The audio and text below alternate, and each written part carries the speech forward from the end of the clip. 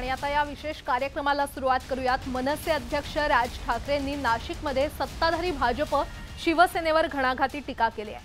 अरबी समुद्रातील शिवस्मारकावरून केंद्र आणि राज्य सरकारला खडा सवाल विचारलाय।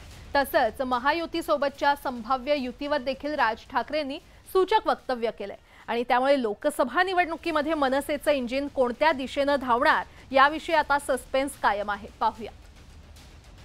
मला ना माझ्या कडेवरती माझी पोरं खेळवायची आहेत। पंतप्रधान आले, फुलं वाहून गेले ना, काय झालं त्या फुलांचं? अनेक प्रार्थना स्थळांवरचे मशिदींवरचे आम्ही भोंगे काढायचं म्हटलं, बंद झाले होते भोंगे। हे डरपोक सरकार निवडणुकांचे काय निर्णय घ्यायचे ते लवकरच तुमच्या समोर मी सांगेन।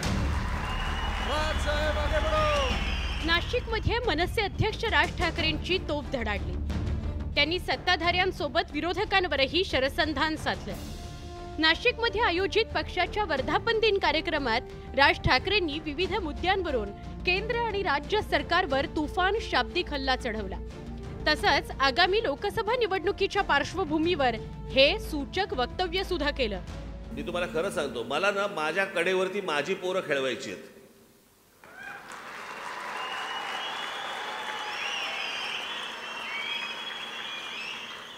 सध्या महाराष्ट्रामध्ये काय झालंय, दुसऱ्याची पोरं कडेवरती घेऊन फिरण्यामध्ये जो आनंद मिळतोय तसलं सुख नकोय मला। माझ्यात आहे ताकद तेवढी।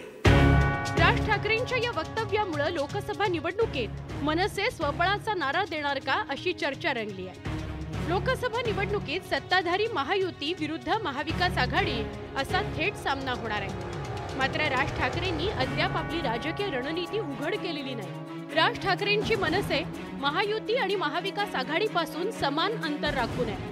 आगामी लोकसभा निवडणुकीत मनसेचं इंजिन महायुती की महाविकास आघाडीच्या रुळावर धावणार याविषयी राजकीय वर्तुळात अनेक तर्कवितर्क लावले जात आहेत। अशातच राज ठाकरेंनी अरबी समुद्रातील प्रस्तावित शिवस्मारकावरून थेट पंतप्रधान नरेंद्र मोदींवर निशाणा साधला।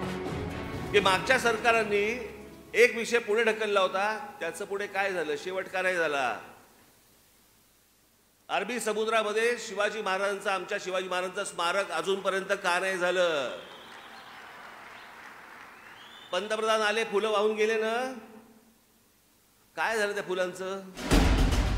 महाविकास आघाडी सरकारच्या काळात राज ठाकरेंनी मशिदीवरील भोंग्यांवरून रान उठवलं होतं। तत्कालीन आघाडी सरकारला राज ठाकरेंनी जेरीस आणलं होतं।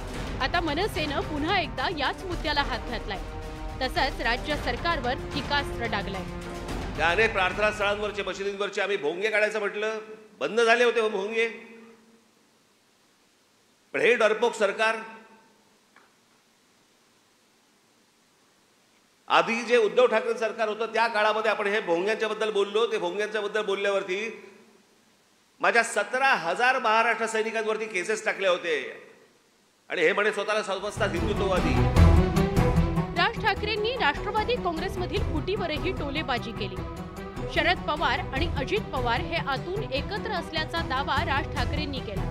लोकसभा निवडणुकीच्या तोंडावर राज ठाकरे कोणती भूमिका घेणार याकडे सगळ्यांच्या नजरा लागल्या। महाविकास आघाडीसोबत जाणार नसल्याचं राज ठाकरेंनी यापूर्वीच स्पष्ट केलं। मात्र सत्ताधारी महायुतीच्या विषयी त्यांनी सूचक असं मौन बाळगलंय। आणि आज या 18व्या वर्धापन दिनानिमित्त मी आपल्याला सर्वांना मनपूर्वक शुभेच्छा देतो। येणाऱ्या निवडणुकांचे काय निर्णय घ्यायचे ते लवकरच तुमच्या समोर मी सांगेन, आणेन। तोपर्यंत आणि पुढे पण काय ठेवायचे तुम्ही? पेशन्स।